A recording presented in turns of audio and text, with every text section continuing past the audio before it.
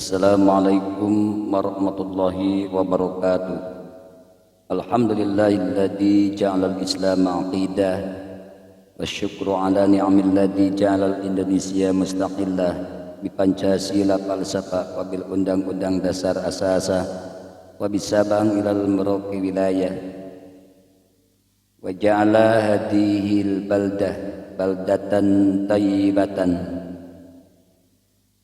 Para sahabat, para pembiarsa dan para pecinta MWJ NU Rancah Channel yang tetap setia menyimak mengikuti kajian yang disuguhkan oleh kami. Tiada kebahagiaan yang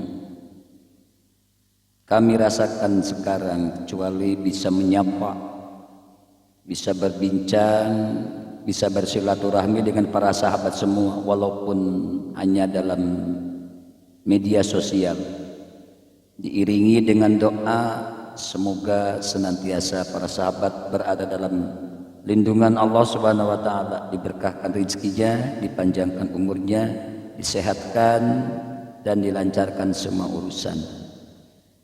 Dulu sewaktu kami masih berada di pondok pesantren, tak jarang kita membicarakan tentang filsafat.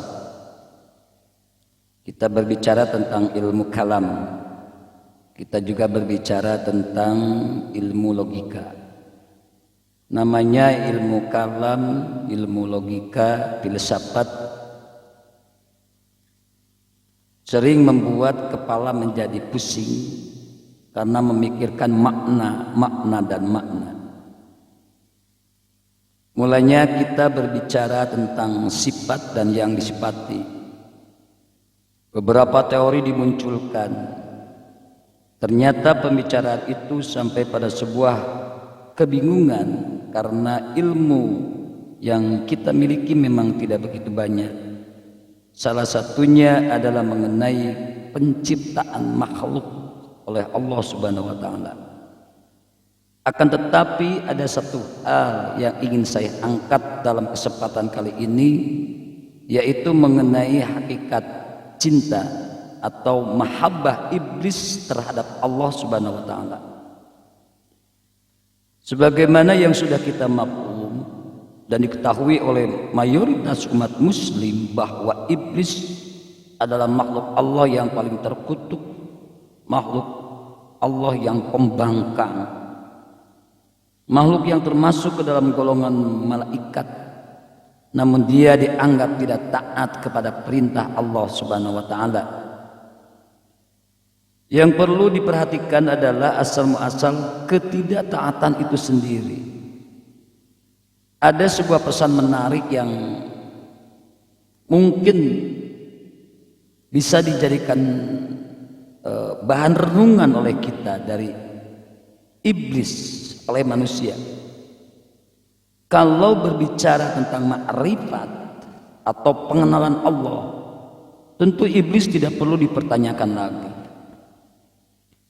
Banyak penjelasan yang menerangkan bahwa iblis adalah makhluk Allah yang pandai. Iblis juga bertemu dengan Allah saat di surga bersama para malaikat.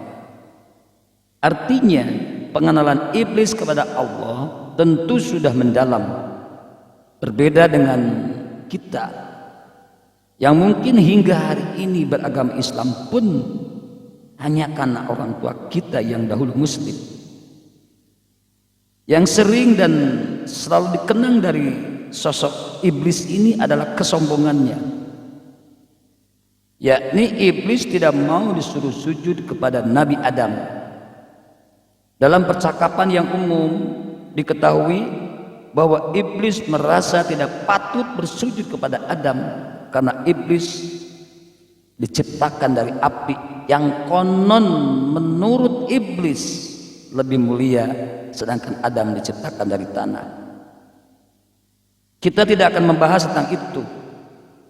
Namun benarkah hanya karena kesombongan itu yang akan kita soroti sehingga kita menyimpan kebencian pada iblis? Tentu saja tidak. Rabi'atul Adawiyah, seorang sufiyah, seorang sufi dari golongan perempuan, beliau mengakui bahwa rasa damai tidak akan diperoleh dari hati yang menyimpan benci. Maka Rabi'atul Adawiyah pun tidak mau menyisakan ruang dalam hatinya untuk membenci iblis. Penolakan iblis untuk menyembah Adam sebaiknya dipandang dari sisi positif agar kita bisa menemukan hikmah yang luar biasa. Kecintaan dan keimanan iblis terhadap Allah semestinya dijadikan cerminan untuk meningkatkan kecintaan dan keimanan kita kepada Allah Subhanahu wa taala. Al-Hallaj, seorang sufi yang mengakui cinta dan iman sejati iblis kepada Allah.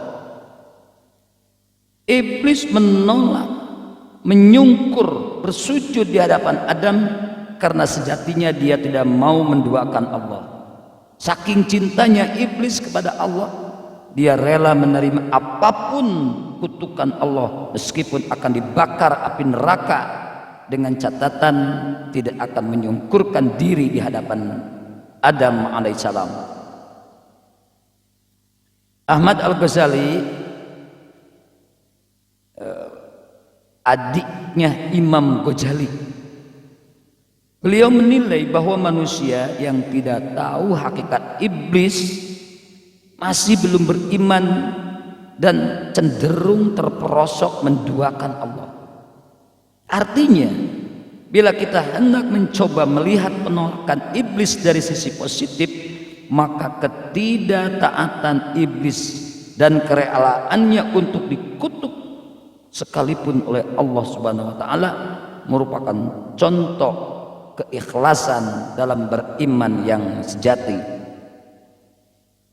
Saya rasa hal ini tidak mudah untuk dipahami.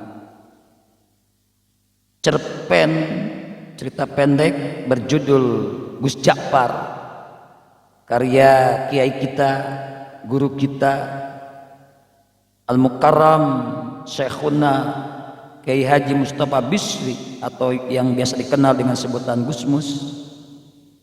Tampaknya ini cerpen merupakan gambaran yang pas untuk mewakili cerita ini. Di dalam cerpen tersebut diceritakan seorang kiai sebagai seorang ulama, namun ternyata dia kelak akan masuk neraka dan dapat dijadikan analogi iblis. Kiai tersebut ikhlas dan rela serta tidak menyesal apapun keputusan Allah terhadap dirinya.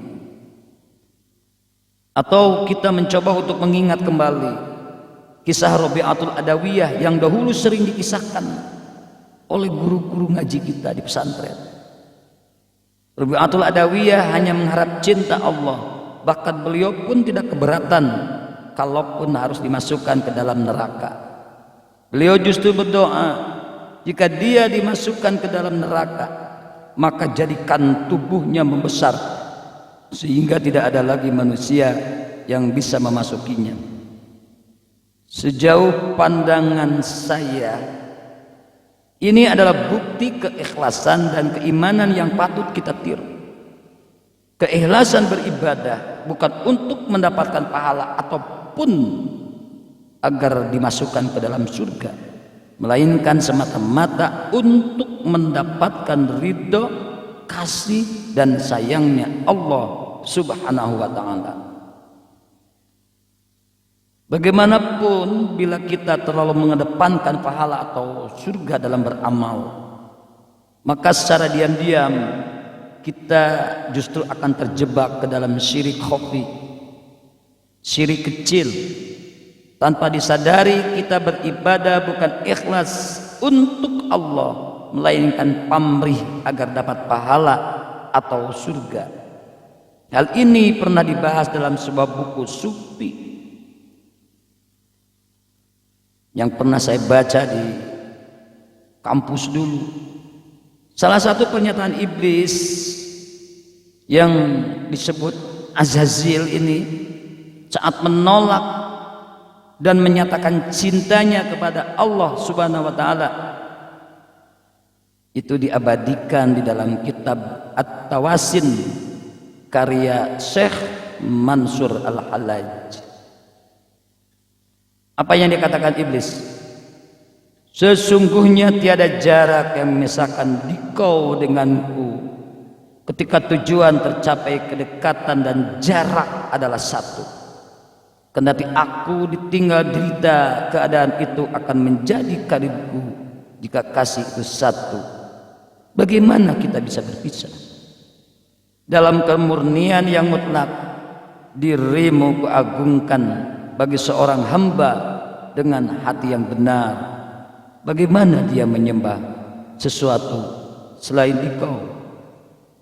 Demikian ulasan perbincangan kami dulu di pesantren mengenai pernyataan Al-Hallaj terkait kesejatian cinta dan iman iblis kepada Allah Subhanahu wa taala. Sekali lagi, tentu ini sulit dan berat untuk kita terima. Tapi sekali lagi, saya hanya memberikan cara pandang yang lain, bahwa penolakan iblis, ketidaktaatan iblis atas perintah Allah bersujud kepada Nabi Adam, ketika kita melihat dari sisi yang lain, dari sisi yang positif, maka kita bisa mengambil manfaat dari kejadian tersebut.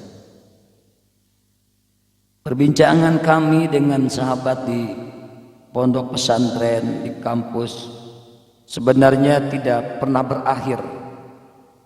Pertanyaan terus bermunculan, termasuk mengenai eksistensi dan substansi neraka dan surga, serta mengenai ucapan iblis yang tampak sombong. Tapi apakah betul iblis melakukan tersebut semata-mata karena dia membangkang kepada Allah, atau ada sisi yang lain? Mungkin kita akan membahasnya pada kesempatan yang lain. Bahasan sederhana kali ini kami cukupkan sekian. Semoga mencerahkan dan membuka ruang dan cakrawala pemikiran kita untuk melihat sesuatu dalam sudut pandang yang luas, dalam sudut pandang yang berbeda, dalam sudut pandang yang berwarna, tidak dalam sudut pandang yang hitam putih. Demikian, mudah-mudahan bermanfaat. Mohon maaf bila ada kekurangan. Saran dan kritiknya sangat kami nantikan. Wallahul muwaffiq ila aqwamit thoriq. Wassalamualaikum warahmatullahi wabarakatuh.